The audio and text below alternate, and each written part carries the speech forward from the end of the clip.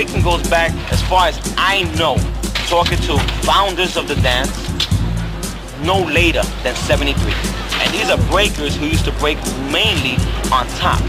It was like a whole new movement, just like a spontaneous thing that just happened in the party. Certain styles of dances came out that you knew was the new dance and you did it. But with breaking, burning, and going off, other people that liked it would adapt it, and that became like that agenda. You knew how to do it. You just come in, you do your little posturing and posing, and and then you go down, and then like if you're doing a good move, then people will gather around, so then you got a little circle, and somebody might get in there and challenge you. All back here was lit up with music, and this is where a lot of people start dancing at. Put a speaker right out here. Everybody having fun. all that crazy stuff. Because you see all this shit come together. Then you got people like the Nigga Twins, all of a sudden they going down to the floor. It was one of the brothers that used to be down with Kool Herc, and he had like a little spin move where he would like do that little spin move. And that was actually the first time I ever seen somebody, go down on the floor. We saw people dancing and we wanted to dance. And it's just that our style of dancing was not like anybody else's. Funny thing was the Nigga Twins used to always have straws in their mouth. The Nigga Twins used to come in with cigars and trench coats. And they used to come in and split the place up and act like Groucho Marx. And they used to walk in with the cigars and then meet up in the middle. When we used to go down on the floor, we didn't get dirty. And we didn't dance on linoleum. We didn't dance on cardboards. We danced on the cement. Them was the real B-boys from back in the days, you know what I'm saying? Original top rock isn't the top rock that they do now. It goes like this. That was the original top rock. It wasn't like this. You know what I mean? And there was the Indian step that looked like this. Our up rock was straight up B-boy up rock, like like straight up B-boy. B-boying on the floor didn't come out to like maybe the ending of 74, 75, when people actually started going down and breaking on the floor. I don't know who did it, but eventually somebody went down and stayed down. So from up rocking, I brought it to the floor, That's why I was so good, because from there on, it just kept going. Bruce and them brought it out to the Bronx River. Before you know it, there was Zulu Kings. Word up. It was really a combination of sweeps, CCs, which is the side-to-side movements when you're facing front, and steps like the Russian, which look exactly like a Russian. You cross your arms and you kick front. Steps were a lot more basic, and it looked a lot more. If there's a B-boy out there that I would compare old style to, the real old style is Frosty Freeze. When you see Frosty in like flash dance and old footage of him, and sometimes he still does it today, when you see his footwork, it doesn't look complete. That looked more like what the original B-boys looked like back in the days.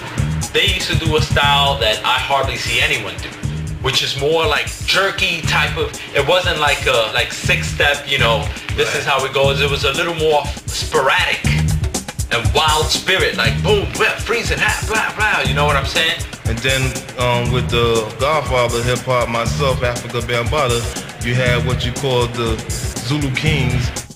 I grew up watching more like the Zulu Kings, Beaver. Beaver was like the biggest name in b-boying, period. I mean, you couldn't find nobody better than Beaver until Spy came along and blasted him with Track 2 and the brothers. Everything, all the breaking and stuff like that were considered underground. And so Kool Herc brought everything out into the open. And that was like, say, 74, 75.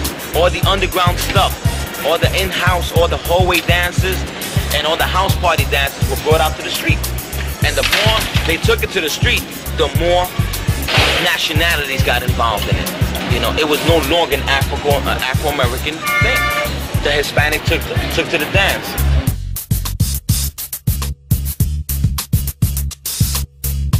I know for a fact that when I went to some parts, it was rare to see a Puerto Rican dancer breaking.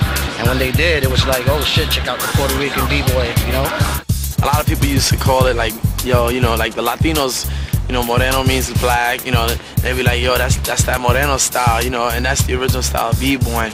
Though black kids invented breaking as we know it, as we understand it. It was the Puerto Rican kids that put breakers on their backs.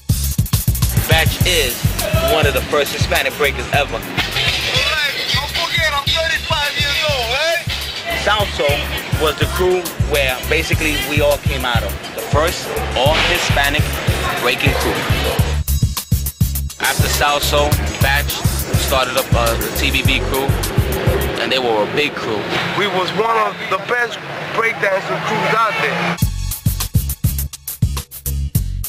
And I believe that, you know, up to today's date, if I would have not kept going to jail, you know, and a lot of my people getting killed and going to jail as well, we could have probably been one of the big industries today out here making money.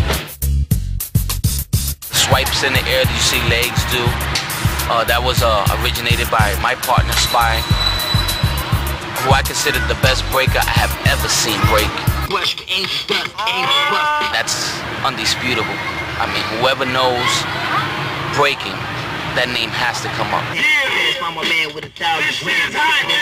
He's one of the first B-boys ever, and he was known as the man with 1,000 moves, and his name is Spy. So I want to bring him up here so y'all can see what he. Come up here, man. Spy was a legend to me because he was already called man with 1,000 moves. I used to always go to mom and pop's social club or nightclub, whatever you want to call it. It was a basement, really, on Crotona Avenue, and I used to go there a lot to try to see Spy. And then one day I saw Spy there, and I saw him. I'll never forget. He had this red hat on, and his afro was just like poofing right out the side. His hat was to the side, just like this. And that's why whenever I go down right now, whenever I start breaking, I got a hat on. You know, this is just like straight Spy. This is the Spy in me. You know what I mean?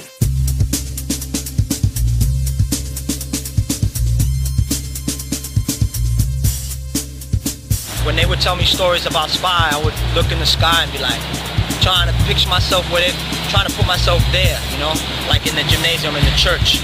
And when I saw him break, I was like, wow, you know. It's just like this energy around a person, you know what I'm saying? There's an energy around people that, you know, the stories are the stories. There's a reason why they're being said. There was an energy around him. He was mad clean and mad smooth. It was just like he didn't have to do anything really incredible. He did whatever he did, it looked sweet. Track 2 was like little ladies' man back then. You know, track 2, at one point they said he was the best. JoJo and them used to be off the hook, for real. They used to be like traveling. They was like gypsies in a way, because they used to find out wherever they jamming at, go there, and whoever was dancing over there, they would knock them off, for real. Them boys were just so incredible. They were like stars coming out.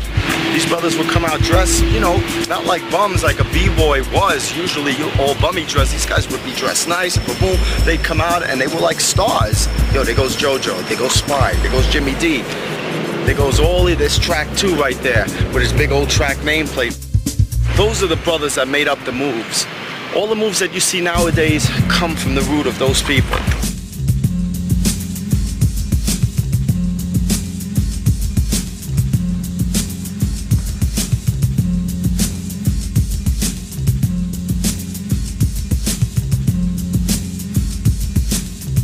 Like 79, late 78.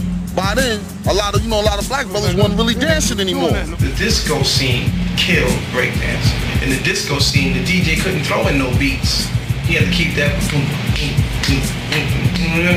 He had to keep that. So for him to throw in a patch, he would disrupt the dance floor and he'd get fired. You couldn't really ask a girl to dance and she'd be like, yeah, and then you'd be like, you know what I'm saying? She ain't trying to feel that. When I started doing my shit in 77, by the time 79 came around, I had brothers looking at me like, yo, why you doing that? That's played out. I used to hustle, and I used to practice by myself, because I didn't dare cut in with the girls, thinking that a girl might be, oh, who's you, you know? So I used to just take to the floor, and I took all my aggression. They didn't notice me for my hustling abilities. They were gonna notice me for my breaking abilities.